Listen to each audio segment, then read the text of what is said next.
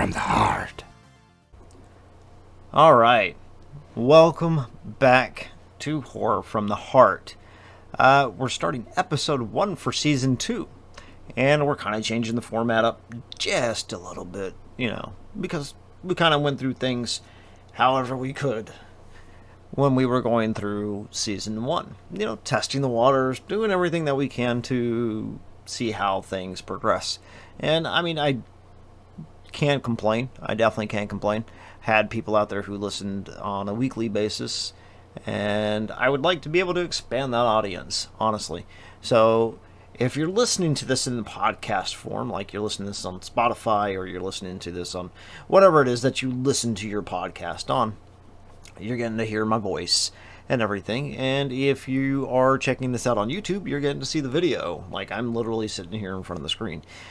Because why every time I turn around and I hear I'm doing a podcast, I keep seeing all these people who are literally just videoing themselves and then just taking the audio and putting it off to the side. Because I guess people want to see the reactions and everything like that of how people do this kind of thing. So we'll see how that goes and see if that kind of changes things. Of course, I kind of set a little bit of stuff up because I didn't really want something that was super, super distracting for the background or anything like that. But I thought at least something rather than a static image behind me would be a lot better. So this week, though, I wanted to talk specifically, and I mean specifically, about the Ghostbusters. Why? Because, hey, I finally just got to sit down and check out the new Ghostbusters Afterlife movie. And anything that I've seen on it has seemed like people are kind of divisive with that one. They either really like it and they feel like it fits and feel like it kind of ends the journey or pushes the journey a little bit further. And then there's a lot of people who don't like it because it did kind of follow certain, areas that the old movies did. So let's just talk about Ghostbusters just in general. Like, we had the original movie that came out, that Dan Aykroyd and Harold Ramis ended up putting out for us. And it blew up. It absolutely blew up and did fantastic. And people loved the heck out of the movie, And it definitely falls into the realm of horror because, it's horror comedy. But, I think on that one they tried to push a little bit more kind of scares in certain ways compared to part 2 and the way the rest of that kind of stuff went. So, and then you get into, like, the idea of, like, part 2 as well. And that one pushed more into comedy than the original one did. And I think it went well with the fact that it pushed into there, because I know a lot of people didn't really care for, at least back in the day, they didn't really care for part 2. Like, honestly, I thought part 2 was great. I thought it, fit really well and did really fantastic with just how they did it, even though they did push more of the comedy element.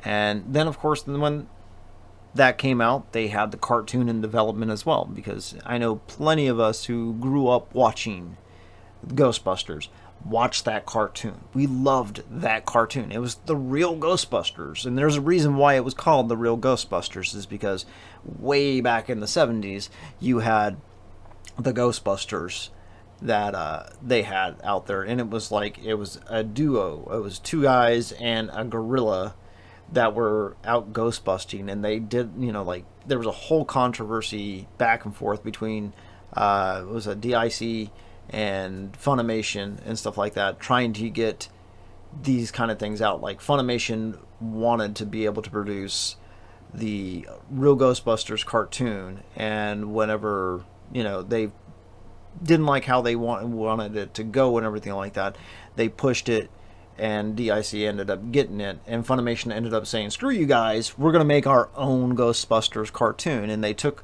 the ideas from the original TV show that was there and pushed it into a cartoon. And not many people know that cartoon, because it wasn't really widely popular or anything like that.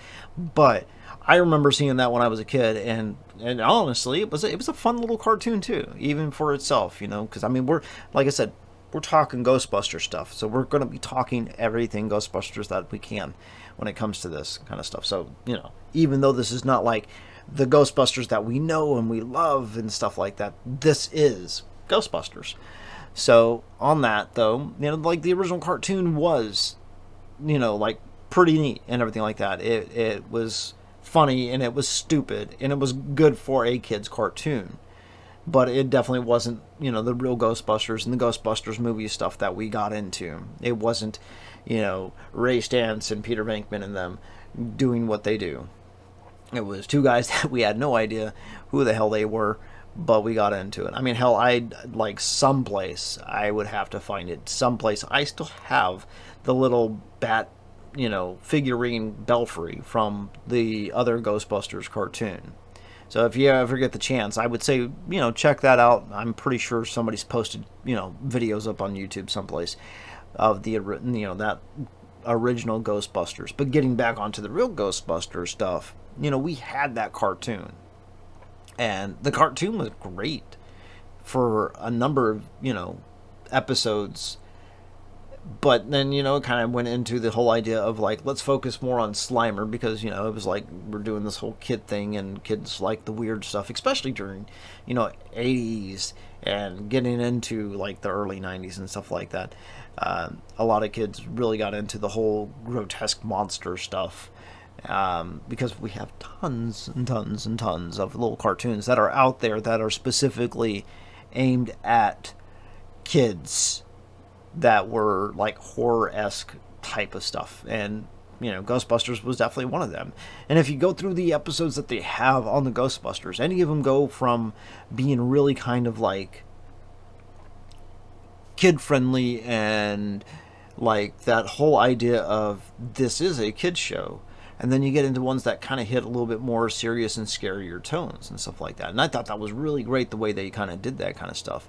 Because like you see that development of like how kids cartoons had changed from being just kids cartoons to being more into the idea of an adult could watch this too and still get into it. I mean, like we have tons of cartoons nowadays that have scary elements and horror elements into them that did that kind of stuff. But like I said, with that one, it progressed and it changed more into trying to be more kid friendly because they pushed more for Slimer, because it changed from the real Ghostbusters to Slimer and the real Ghostbusters, which that's when, in my opinion, it kind of went, as a kid I loved it, but retrospect, it's not the same, and then you push a little bit forward onto that kind of stuff, and then we ended up getting the Extreme Ghostbusters, which I know a lot of people did not really get into that or did not get the chance to really check into it.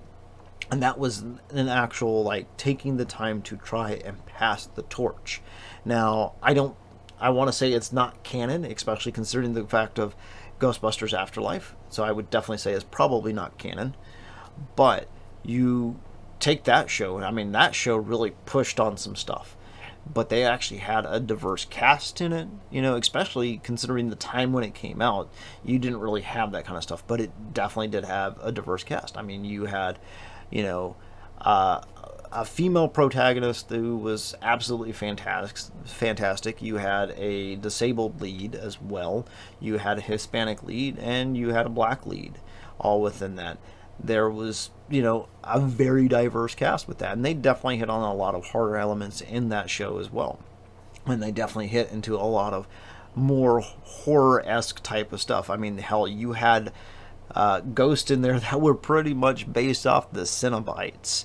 And then you look into how some of the other ghosts that they had in that show were. And they were downright creepy on a lot of them. Even being older and seeing that, because I want to say it was like, I don't remember when in the 90s, but it came out in the 90s, so of course I was older whenever that came out. But it was, they had horror-esque monsters that were absolutely fantastic.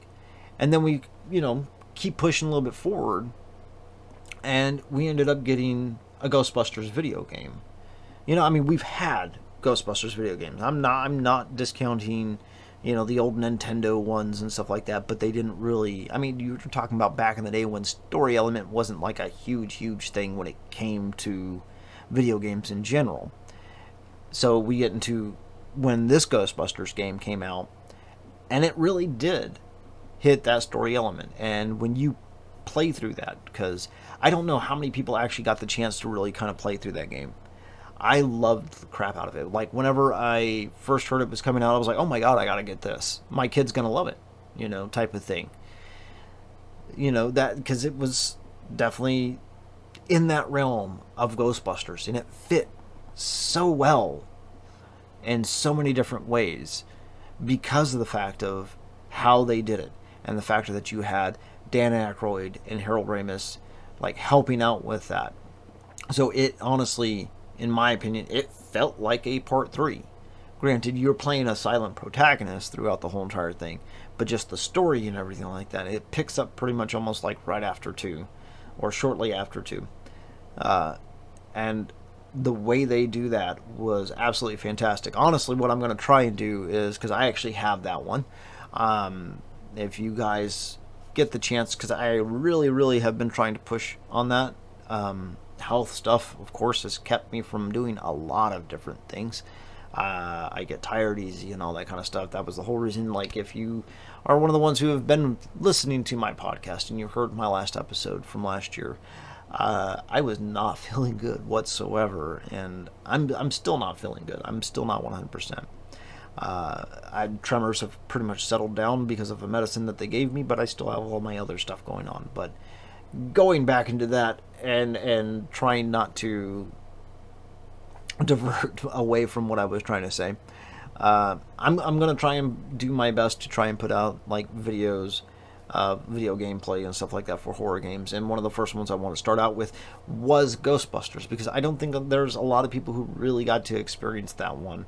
So I want to sit there and kind of go through that. Like, of course, I'm going to have my own commentary in it, but you're not going to see me sitting there screaming and going like, oh my god, all the dang time, because like you watch a lot of these people who like to put out those videos, especially when it comes to the scary video games, and they put on those theatrics and stuff like that. I want a genuine reaction when it comes to that, because for me, it's one of those ones where it's like I don't get scared easy, of course, and the Ghostbusters video game is not really like scary, but it fits into that horror element and everything like that, and it continues on with the whole Ghostbuster story with the way they do it, and it's absolutely fantastic, well worth it. So if you guys get the chance, I'll be trying to post up videos on that. Check out the YouTube stuff that I have up there. But then we get into the whole decisive moment in Ghostbusters, and we get into the Ghostbusters 2016 movie with the female cast. And I know there's tons of people out there who will straight out say that the whole reason why that flopped was because people didn't want a female cast. People didn't like the factor that it was rebooted the way it was rebooted with the females and da-da-da this and da-da-da that type of thing. In all honesty, it was a bad movie because it was a bad script. Not because of the actresses that were in there. Not because it was a female cast at all. Because in anything else that you watch these ladies in, they're great. They can be absolutely fantastic. They can be absolutely hilarious and funny. And they have the ability to be able to do great stuff. And they have done great stuff. So it had nothing to do for a lot of people. Now, I mean, I'm going to say there are people out there who didn't like the idea of the factor that it was a female reboot. But for me, myself, it's not the factor that it was a female reboot. You could have had an all-female cast and I'd be perfectly fine. It's the way you did stuff. I mean, you literally took, like, the Janine Melman's character and turned him into a stupid, bumbling jock, which was, in my opinion, I'm one of those people who's all for equality when it comes to people. I don't care if you're man, woman, or trans, or anything like that. Whatever it is that you are, you are great, you are fantastic, and you are perfect just the way you are. Right? So to see them take a guy and make him into this bumbling moron of a character who is supposed to be the equivalent of our Janine, who was smart and fantastic, and she was a spark. She was great. She was fantastic. And you take him and do that, and it's like, okay, so that's derogatory towards men. Then you look at the other aspects of that movie, and there are good elements in that movie. I'm not going to sit there and say that the whole entire movie was bad, because it was not completely bad. There were some good elements in that movie. And you really have to take the time to kind of disconnect yourself. If you're one of those people who like to hate monger about stuff, you really have to take the time to like really look at that movie and find those good moments, because there are good moments in that movie. I don't care what anybody says, there are. That's a decisive thing. A lot of people will probably disagree with me, but there are good moments in that movie. But they really kind of trashed on the old legacy in a lot of ways, like the whole aspect of taking Bill Murray and putting him into a character like that, and then just doing what they did with them and stuff like that, or taking some of the other characters and doing what they did with them. Like they really kind of downplayed that whole entire legacy that they were trying to not build on, because if they were trying to build on that, that would have been a different movie. But it wasn't. It was completely just bashing in a lot of different ways the old stuff, and make it seem like it's better because we have women in there. And it's like, no, it's not about man versus woman. And when it comes to that kind of stuff, just make the movie, and don't make it in that kind of way. Don't try and politicize it in that kind of way. Give me a Ghostbusters movie. That's why that movie was bad. In my opinion, there was a lot of different things that made that movie bad, but there were good elements, and I'm not going to sit there and lie to myself or lie to anybody else out there, as far as my opinion goes, to say that I don't think that there was and no good elements in it. But then we wait and we wait and we wait, and we finally start hearing about Ghostbusters Afterlife. And I'm not going to spoil anything when it comes to that, because I know there's probably still plenty of people out there who have not gotten a chance to watch this movie. But I sat down and I watched it. It should be on streaming right now.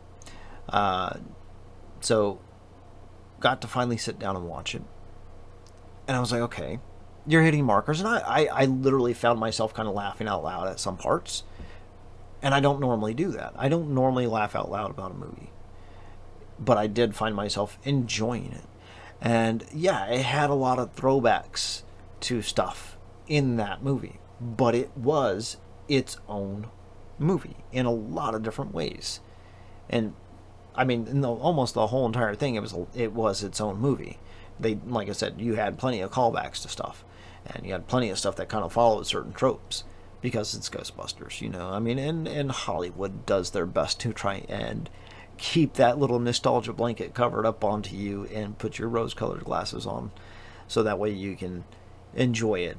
But even without all that kind of stuff, it did really good. So, I mean, for me, it would be one of those ones where it's like, if you haven't watched it yet, I'd go check it out. Stream it, or go to the movie theater if you can find a movie theater that's actually still playing it, because I really enjoyed it. Now, I will say, if you're one of those people who gets up and leaves whenever the credits start rolling, stay through the credits, because there's at least 2 different scenes in there that you should check out. And the way they kind of ended that, really, it really kind of hit, and it was just like, oh my god, that feels like Ghostbusters.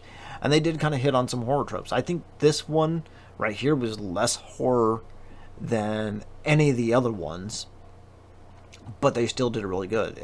And for once, in I don't know how long, we got good child actors too, because most times child actors are annoying as hell, and it's not against kids or anything like that in any kind of way. It's usually because how writers write them, or because you just don't have the right kid for the right job. And they actually had some really good child actors for that one. So with that, though, I'm really kind of curious what your guys' view are on Ghostbuster stuff. Like, do you like the Ghostbusters? Did you find it stupid? Do you not think that it fits into the horror realm? Because I think there's some people out there who kind of think that it doesn't. Honestly, I still will find that it is part of the horror realm. So again, though, if you're listening to this on podcast format, hit that little review button. Give me, good reviews if you liked it. If you didn't like it, tell me why you didn't like it, because I'd like to know. I mean, hell, that's the only way I'm going to be able to keep progressing and keep improving, and hopefully be able to bring you something that you do enjoy. If you're watching this on YouTube, hit that little like button, hit that little follow button if you're not, subscribe to me already, and leave a comment down below. Let me know what one of your favorite parts about Ghostbusters in general is. Also, if you are not on TikTok, I do post my little TikTok videos on YouTube. I need to catch up on that for sure. I haven't, but I need to catch up on that. But if you are on TikTok, you can find me over there on TikTok at Horror from the Heart. I post daily horror facts every single day, Monday through Friday, and I'm always trying to find something new. Because again, for me, it's one of those ones where it's like, it's not just about horror in movies, it's about horror in everything. Because growing up, you realize there's horror in everything. Anything from the real life, anything to kids' cartoony type of stuff. There is horror there that I absolutely enjoy getting into for whatever macabre reason. So, with that, thank you for taking the time to listen to me rant and ramble on this one-person podcast of horror stuff. I really enjoy doing this kind of thing. I hope that y'all enjoy it too. So, y'all take it easy, and I will see y'all in the next episode.